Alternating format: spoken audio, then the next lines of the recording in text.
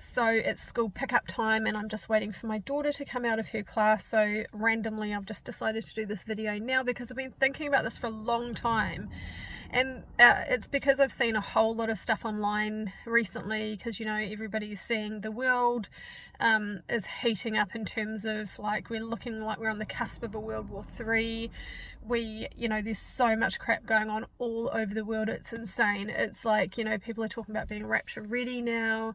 And whether you agree or believe in that or not, we all have to agree that we're definitely winding up. Time is winding up, and we are not for this earth very much longer.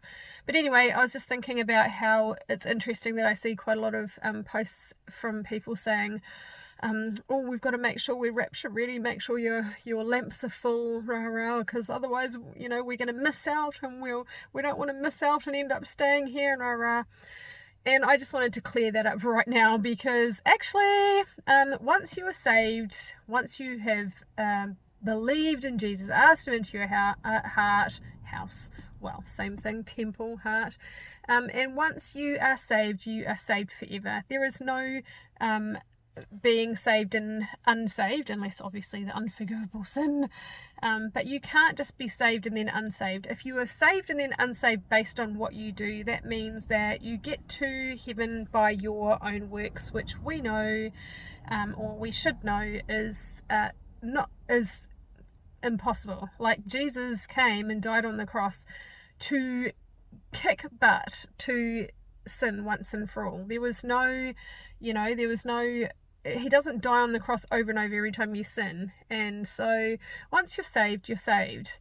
He saves you from your sin past, present, and future. So he knows that you're going to continue to sin. He knows that you're not going to be perfect, but you are sealed until the day of redemption. And a good little illustration of being sealed until the day of redemption is this. So just to think of it like literally like an envelope that is sealed inside of your spirit, and it is your salvation. Your salvation is inside that envelope.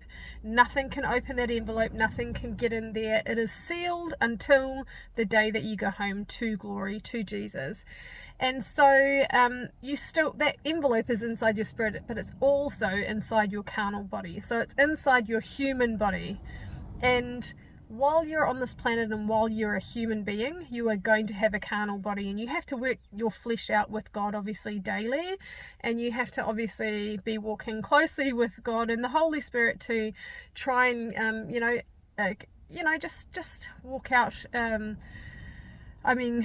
suppress your flesh, I suppose, what I'm trying to say. But it doesn't matter what you do. It doesn't matter how much you sin. I mean, it does matter, but it doesn't matter to your salvation. Your salvation is once and for all. Your salvation is safe in that envelope, even though your carnal body is doing, often things that we don't want to do. It's your flesh, and your flesh is, don't worry about that. That is a completely different part. That your flesh, that is not going to heaven. It's your spirit that's going to heaven. So your spirit, your salvation, that is safe and sealed until the day of redemption. So for those people who are like, oh, we've got to jump through all the hoops and do all the tricks in case Jesus comes back and we're being naughty, well, that's actually wrong doctrine. Totally wrong doctrine, wrong theology. And once you are saved, you are always saved. So please stop stressing about that. We are all sinners. We are going to be until the day that we are redeemed out of this body and into heaven. So I just thought I'd clear that up for those who were a bit confused about that. And my daughter's coming now, so sayonara. Mwah.